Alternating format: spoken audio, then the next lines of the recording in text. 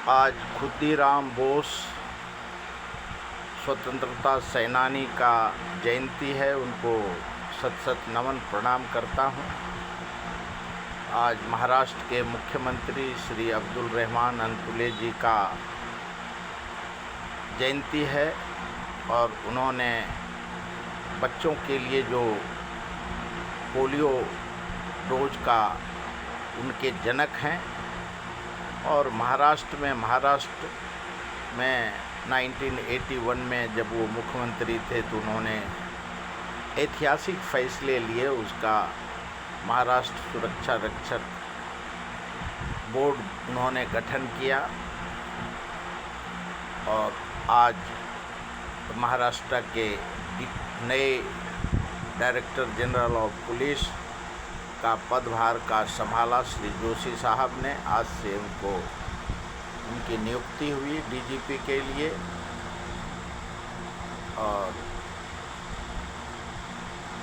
रत्नागिरी में उद्धव ठाकरे गुट का जो उनका ग्राम पंचायत का इलेक्शन में एक जगह पोलिंग बूथ पे कोई भी ईवीएम का बटन दबाता था तो कमल का निशान ही कल आ रहा था, जिसका काफ़ी विरोध हुआ और अधिकारी ने उसके ऊपर मशीन बदलने का कोशिश किया, लेकिन वो मशीन में कमल ही कमल, कोई भी बटन दबाइए कमल आता था। और दिल्ली में बहुत पुराना मंदिर, वैसे कहने वाले का कहना है कि वो 1400 साल पुराना मंदिर था शिव का, पीर बाबा का, और काफ़ी पुरानिक मंदिर था। और वो मंदिर आरएसएस के दफ्तर के सामने में होने के वजह से जो भक्त लोग आज भक्तनी वो तोड़क दास्ता को विरोध कर रहे थे, जो हिंदू के नाम पे बीजेपी ने वोट लिया और हिंदू का मंदिर तोड़ना दुर्भाग्यपूर्ण है। 1400 साल पुराना मंदिर है और आरोप लगाया कि आरएसएस राष्ट्रीय स्वयंसेवक का ऑफिस को पार्किंग के लिए ये मंदिर तोड़ा गया है और वो दुर्भाग्यपूर्ण है। आरएसएस और बीजेपी को जो वहाँ के भक्त लोग थे, हजारों की संख्या में, उनका कहना था कि बीजेपी को नहीं हिंदू से नहीं मुस्लिम से, उनको सिर्फ सत्ता से मतलब रहता है और इसके लिए वो सिर्फ उनको अपना सत्ता संभालने के लिए वो धर्म का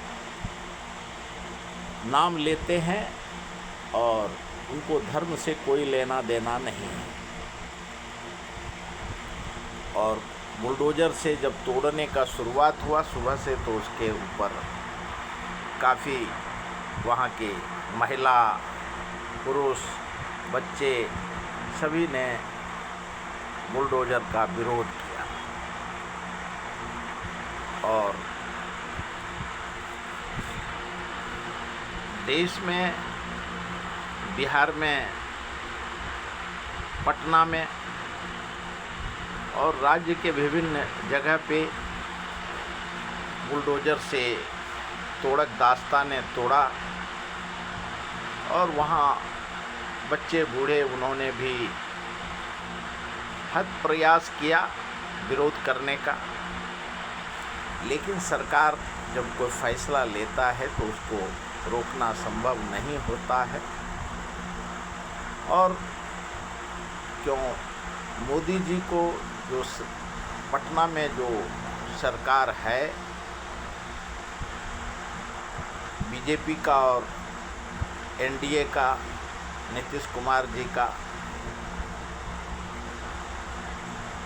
जनता अलग अलग आरोप लगा रहा है बोलने के लिए कि 10,000 रुपया दिया और कहीं कहीं हजारों लोग 10,000 के लिए फॉर्म भर रहे हैं। और सरकार के लिए सरकारी ज़मीन पे जो अवैध कब्जा गरीबों ने कांग्रेस के काल से जो सरकारी ज़मीन पे इन्होंने कब्जा किया था, उसको अवैध घोषित करके और राज्य को सर्वांगीण विकास के ओर ले जाने का कोशिश बीजेपी और नीतीश कुमार जी कर रहे हैं। क्योंकि जो पूंजीपति कारपोरेट जब बिहार में आएगा तो झुग्गी झोपड़ी से काम चलने वाला नहीं है। और गरीब को अगर पूरा बिहार भी लिख देगा तो जो बीजेपी का कहना है और सरकार का, तो उससे गरीबी ख़त्म नहीं होगा। गरीबी हटाने के लिए कि जो रोड, पुल, ब्रिज, लॉ एंड ऑर्डर को बराबर करना होगा। और 20 साल से जो लॉ एंड ऑर्डर को नीतीश कुमार जी ने चुस्त दुरुस्त रखा और गरीब के मांग पे अभी 202 सीट से दिया है, तो सर्वांगीण विकास के लिए दिया है। और कहीं छूट फूट घटना होता है और होगा, लेकिन बिहार का सर्वांगीण विकास नहीं रोक सकते। और आरोप लगाना आसान है, जिसने लिया जिसने नहीं लिया। बच्चे बूढ़े ये बोल रहे हैं कि 10,000 के चक्कर में हमारा 10 लाख का हमारे बाप दादा का मकान तोड़ रहा है।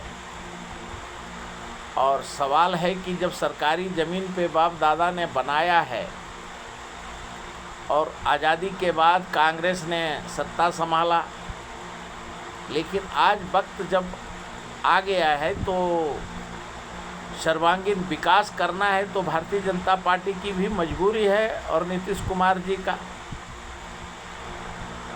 और जो जनता ने मैंडेट दिया है तो उसको काम देने की ज़रूरत है। और बिहार के गौर गरीब सभी जाति धर्म के लोगों को बिहार में नौकरी चाहिए, तो वहाँ बिहार का एडमिनिस्ट्रेशन और रोड, पानी, लाइट, और एक सम्राट चौधरी जी ने जो कहा कि जो 1,000 आदमी को नौकरी देगा उसको 1 रुपया के दर से हम ज़मीन देंगे और पूरा सुविधा देंगे, सब्सिडी देंगे। तो जब बिहार के लिए वो सर्वांगीण विकास के लिए कर रहे हैं, तो कांग्रेस काल से जो झुग्गी झोपड़ी कश्मीर से कन्याकुमारी तक अवैध रूप से बसा है, उसको साफ सुथरा रखने की जिम्मेवारी नीतीश कुमार जी और सम्राट चौधरी का है। अगर विकास चाहिए, इंडस्ट्री चाहिए, तो साफ सुथरा करना होगा। कारपोरेट को आने जाने का जगह, हर जगह हेलीकॉप्टर उतरे, हर जगह रोड से लोग गुजर सकता है। और इसके लिए पटना को साफ सुथरा, और पूरे देश में दरभंगा और जहाँ जहाँ सब जगह नोटिस, जब सरकार का ज़मीन है तो नोटिस देने की ज़रूरत क्या है। इसके लिए सरकार जो फैसला ले रही है, और जनता ने ही 14 तारीख को चुन के दिया है और वह अपने विकास के लिए दिया है। इसके लिए तोड़ फोड़ को रोकना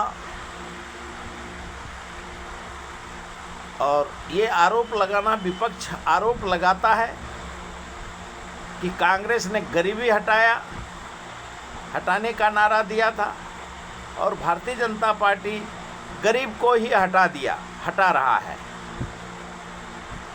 तो गरीबी हटाना और गरीब को हटा देना दोनों में फ़र्क है, लेकिन ये राजनीति चमकाने के लिए चाहे कांग्रेस हो, बीजेपी हो, जेडीयू हो, उनको जवाब देना पड़ता है। और जब कारपोरेट का अडानी जी को दिया है और अमेरिका के साथ या रसिया के साथ जो अभी ट्रेड एग्रीमेंट होने वाला है, तो बिहार में एग्रीकल्चर, दूध और हर क्षेत्र में विकास करना होगा। और अगर रसिया से लोग आएंगे या अमेरिका से आएंगे या चाइना से आएंगे तो उनको रास्ता तो चाहिए। तो इसके लिए साफ सुथरा मोदी जी करवा रहे हैं। और सब घर से तो है नहीं, अब रोड पे सबने दुकान लगाया है, तो सबको नौकरी देने की जिम्मेवारी जब भारत सरकार और बिहार सरकार की है तो वो करेंगे।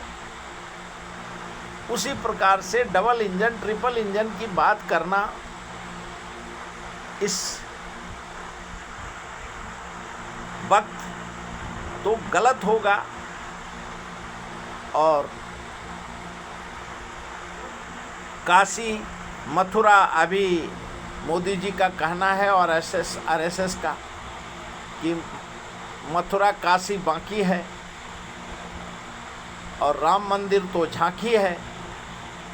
तो इसके लिए दिल्ली में जो सनातन धर्म के ऊपर जो नारा लगा रहा है जनता, एक मुट्ठी भर, अगर राष्ट्रीय स्वयंसेवक और भारतीय जनता पार्टी को पार्किंग नहीं रहेगा, मंदिर को एक बना देंगे, 150 साल का मंदिर है, उसको उतना जगह काहे के लिए चाहिए? जब वक्फ बिल बोर्ड को क्यों, जितनी ज़रूरत है उतना भर रखो, बाकी देश के सर्वांगीण विकास में देने की, आहुति देने की ज़रूरत है। तो थोड़ा दिन ये रोना धोना चलेगा, बिहार हो, दिल्ली हो और कोई भी देश हो, कोई भी राज्य हो। अभी भारत में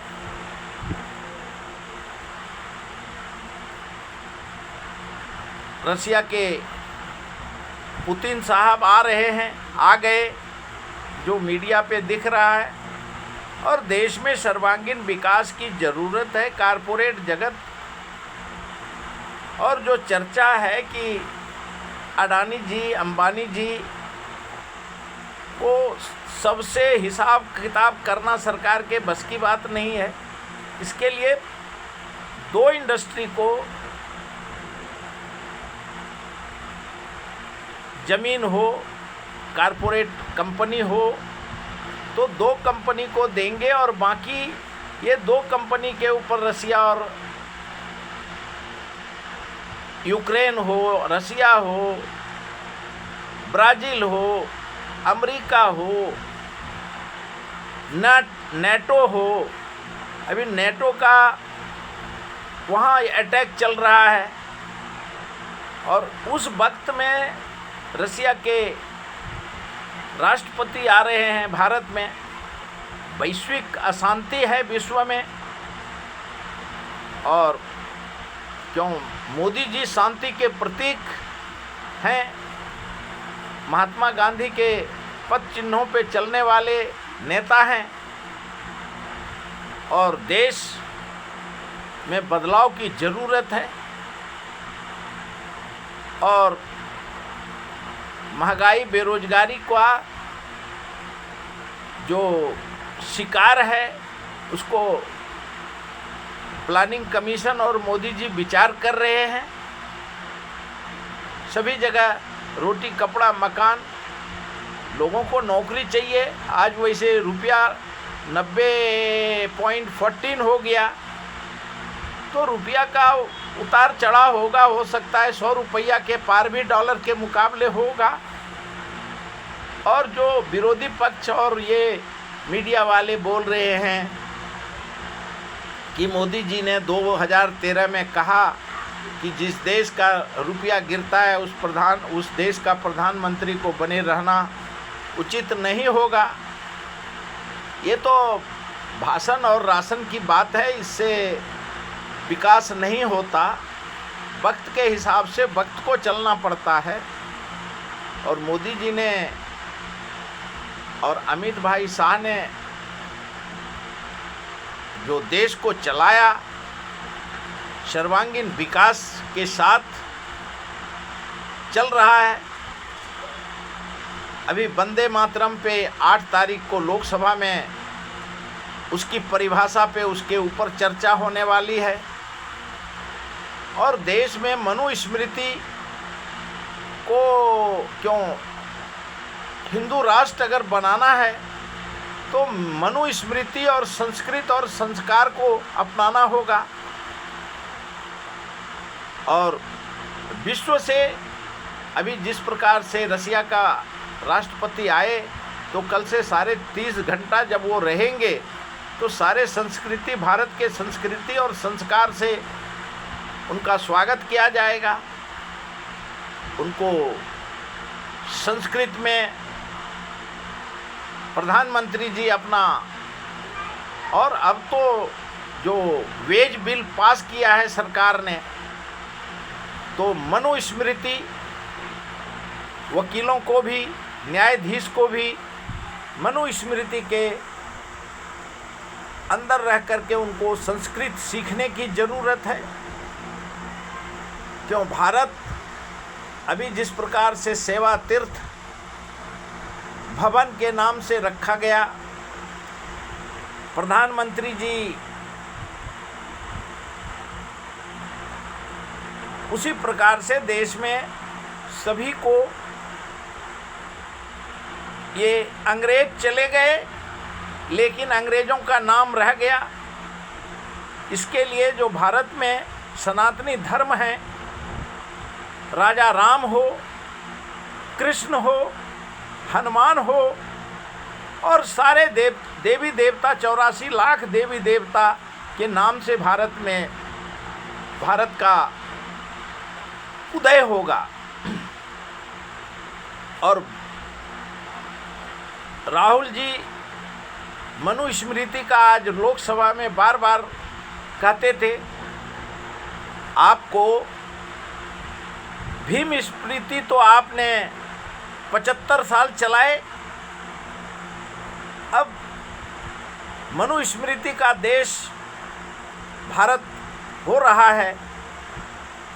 और इसको संस्कृत, क्यों संस्कृत को जिस प्रकार से भारत से उसका अस्त हुआ था, मोदी जी उसको उदय करेंगे और मनुस्मृति से देश चलेगा। और देश हो विदेश हो, संस्कृत में संभाषण होगा।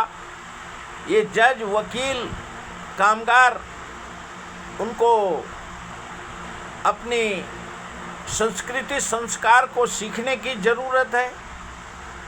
और स्वदेशी का नारा मोदी जी ने अमेरिका के बाद दिया है, वो नारा को ग्रहण करने की ज़रूरत है भारतवासी को। अभी कश्मीर से कन्याकुमारी तक नायडू जी हो, एकनाथ शिंदे जी हो, नीतीश जी हो, और हर राज्य में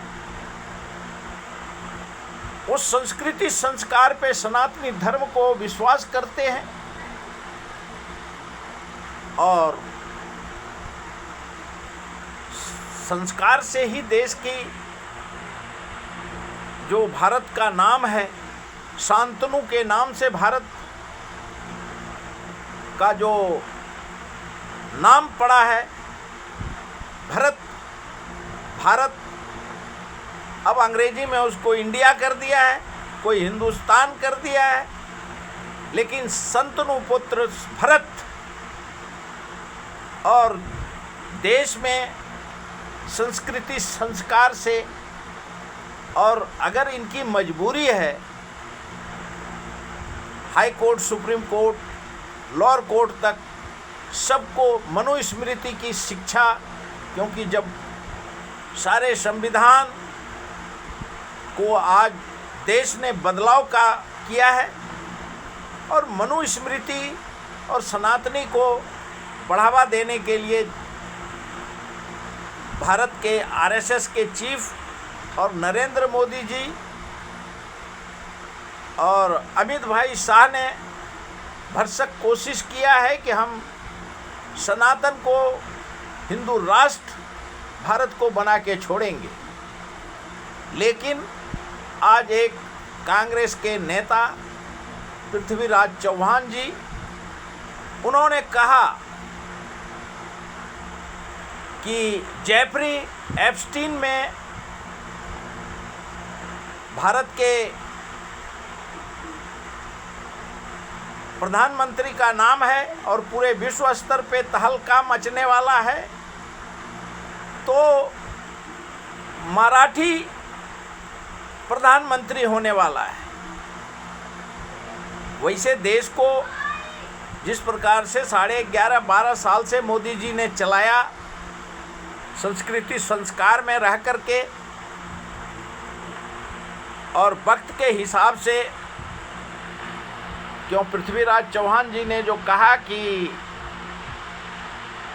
मराठी प्रधानमंत्री होगा महाराष्ट्र से, तो गडकरी जी हो या देवेंद्र फडणवीस जी हो, वैसे तेज तर्रार तो देवेंद्र फडणवीस जी हैं। और जब मनुस्मृति का सवाल उठता है तो उस समय में ब्राह्मणों का, क्यों राहुल गांधी जी ब्राह्मणों के लिए वो जब मंदिर जाते हैं तो जनेऊ पहन के जाते हैं, तो भरसक लोग प्रयास करेंगे, चाहे गडकरी जी हो, देवेंद्र फडणवीस जी हो, योगी जी हो। लेकिन अमित भाई शाह आज शीर्ष पद पे बैठे हैं। जब वो कश्मीर से कन्याकुमारी तक उनके बिना कहे एक पत्ता हिलता नहीं, तो ये लोग रिस्क नहीं ले पाएंगे। अब देश को, हमको, आपको, जनता को क्या लेना देना है कौन प्रधानमंत्री, लेकिन मोदी जी ने बड़ा बहादुरी से ठोक पीट करके शांति तरीके से संविधान में रह करके सिस्टोमेटिक तरीके से देश को चलाया। भारत आज विश्व में एक स्थान मिला है और इसी से देश में भीम स्मृति, मनुस्मृति कुछ कदम उठाने पड़ते हैं राजनीति के नेताओं को। और आज अंतुले जी महाराष्ट्र के मुख्यमंत्री रहे थे, उन्होंने महाराष्ट्र में चौकीदार, वॉचमैन, इन लोगों के लिए जो कानून बनाया, आज उससे कम से कम उस समय में 70,000 थे। आज भारत सिर्फ महाराष्ट्र में ही 50 से 70 लाख सुरक्षा रक्षक रोड पे, इंडस्ट्री में, हाउसिंग सोसाइटी में, मॉल में, फैक्ट्री में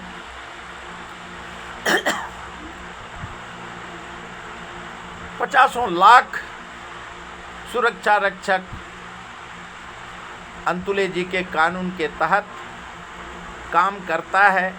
वैसे 4 बिल 1981 में जून में ये कानून लागू हुआ था और कानून में संशोधन जो 21 नवंबर 2025 को प्रधानमंत्री जी ने किया।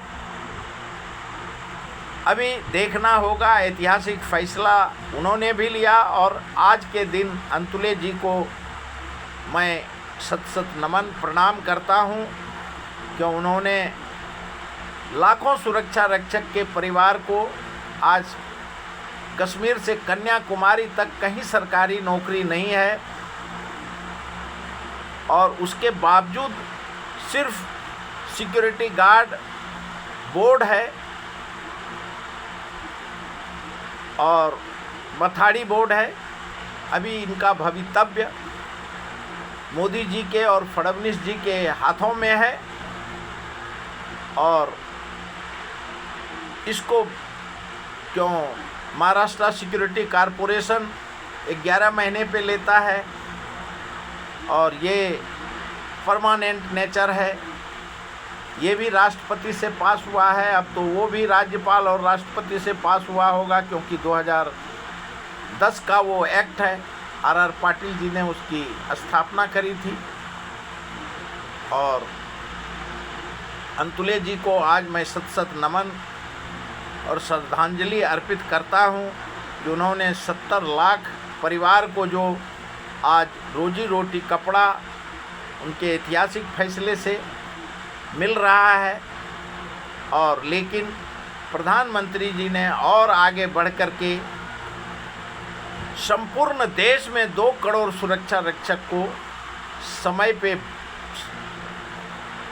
तनख्वाह, ग्रेजुएटी, फंड, क्यों सिर्फ बोर्ड में जो सरकार ने कानून बनाए हैं 1981 से आज तक उसमें पूरे राज्य में 30 से 35 हज़ार सुरक्षा रक्षक रजिस्टर्ड हैं, बाकी सब ठेकेदारों के पास हैं और सिस्टम के वजह से 70 लाख को भी बेनिफिट उसी बोर्ड के हिसाब से मिलता है और आगे भी इसको और मजबूत सरकार करेगी इस कानून को, क्योंकि मिनिमम वेजेज और 7 तारीख को पगार, ग्रेजुएटी फंड, बोनस